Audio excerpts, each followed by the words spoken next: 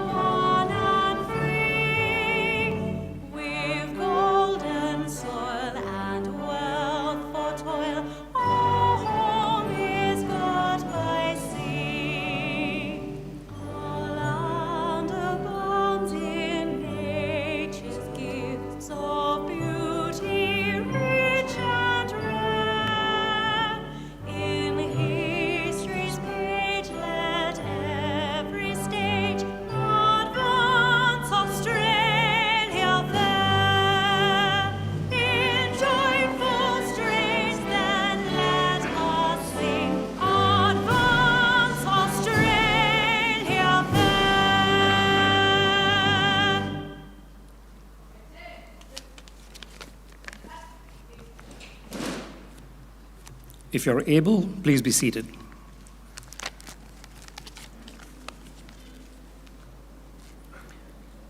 The Australian War Memorial was a vision of Charles Bean, Australia's First World War official historian.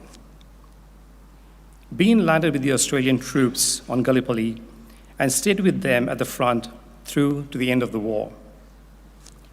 The idea of this national memorial and museum came to him at Pozières, France, in the depths of the bloody fighting of 1916. Bean's idea was that this would be a place where families and friends could mourn loved ones buried in faraway places. It would also be a place that could help all Australians understand what these men and women had endured and what they had done for us. Bean's vision, to which we remain true, is best expressed as inscribed in the entrance to the memorial's galleries. Here is their spirit, in the heart of the land they loved. And here we guard the record which they themselves made. Tonight, we will read the story behind just one of these on the Roll of Honor, which lists the names of more than 103,000 men and women who have given their lives for us in war and on operations for more than a century. But first, we present a lament, flowers of the forest. Wreaths of floral tributes will now be laid at the base of the pool of reflection.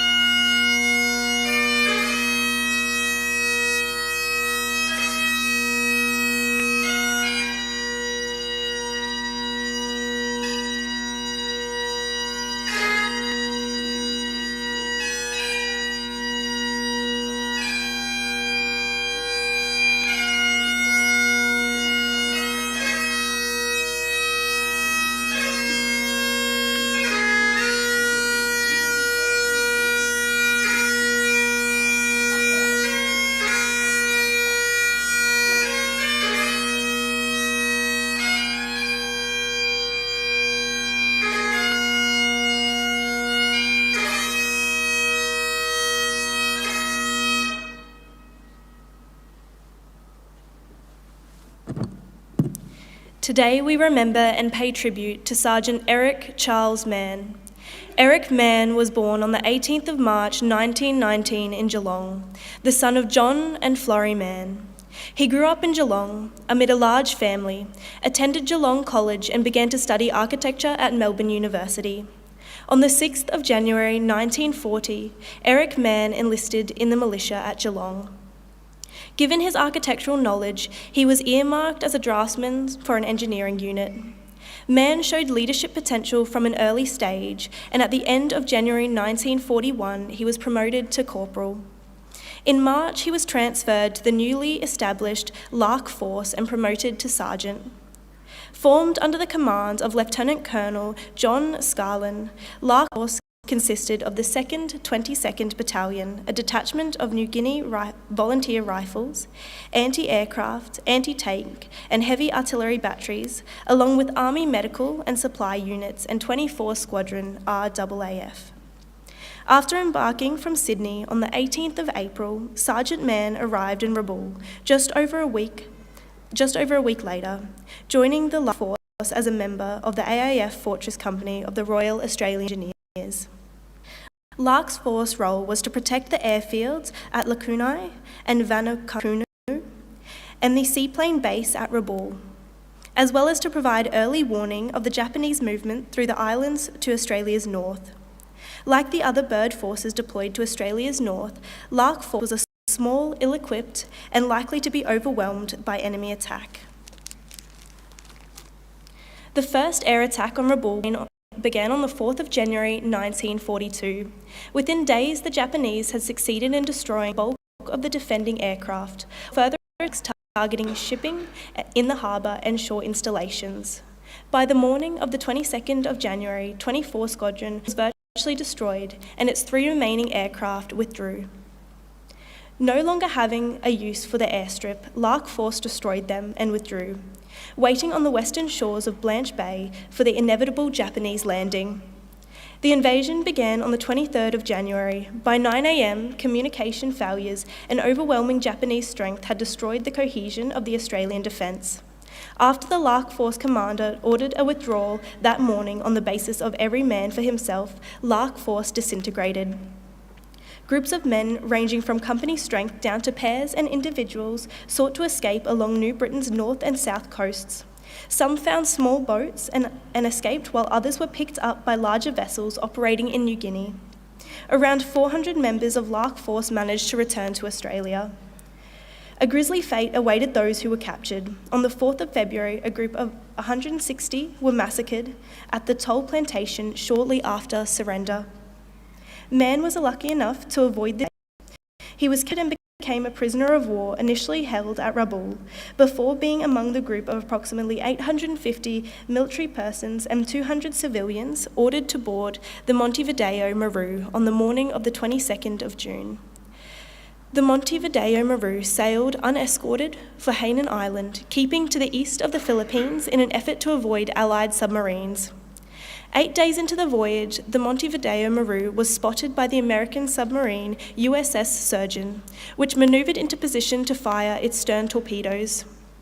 Survivors from the Montevideo Maru Japanese crew reported 2 torpedoes striking the vessel, followed by an explosion in the oil tanks in the aft hold. The vessel sank in as little as 11 minutes. Of those aboard, barely 20 Japanese crew survived. Over 1,000 others died. According to the surviving Japanese crewmen, Australians in the water sang Auld Lang Syne to their trapped mates as the ship sank beneath the water. The sinking is considered the worst maritime disaster in Australian history. Unaware of the ship's loss, the families of those members on the Montevideo Maru continued to send letters in the belief that their loved ones were still held as prisoners of war. It was not until after the war they discovered their fate. Eric Mann was 23 years old. With no grave but the sea, today he is commemorated on the Rabaul Memorial. His name is listed in the Roll of Honour on my left among 40,000 Australians who died while serving in the Second World War. This is but one of the many stories of service and sacrifice told here at the Australian War Memorial. We now remember Sergeant Eric Charles Mann, who gave his life for us, for our freedoms, and in the hope of a better world.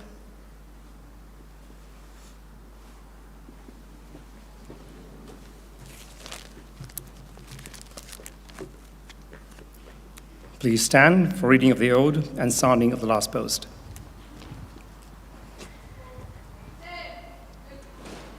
They shall grow not old, as we that are left grow old.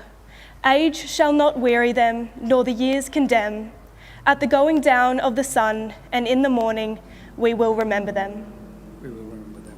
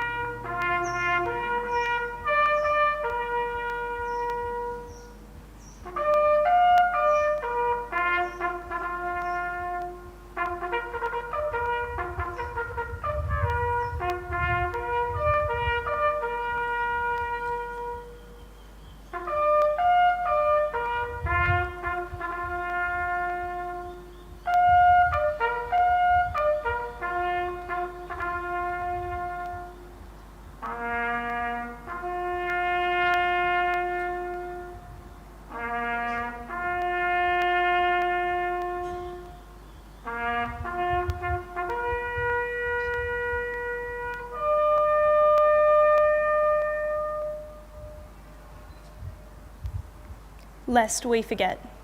Lest we forget.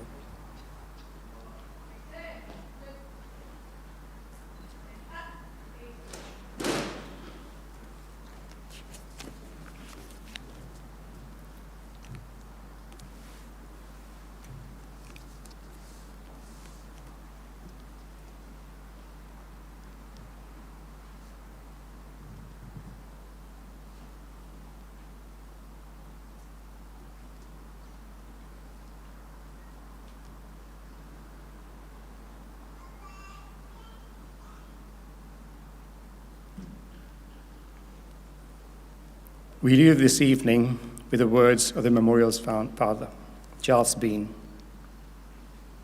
Many a man lying out there at Pozier or in the low scrub at Gallipoli with his poor, tired senses barely working to the fever of his brain has thought in his last moments, well, it's over. But in Australia, they will be proud of this. Ladies and gentlemen, that concludes the last post ceremony. On behalf of the director, staff, and volunteers, thank you for visiting the Australian War Memorial today and for your continued support of the Memorial's development project. We wish you all a pleasant evening. Thank you.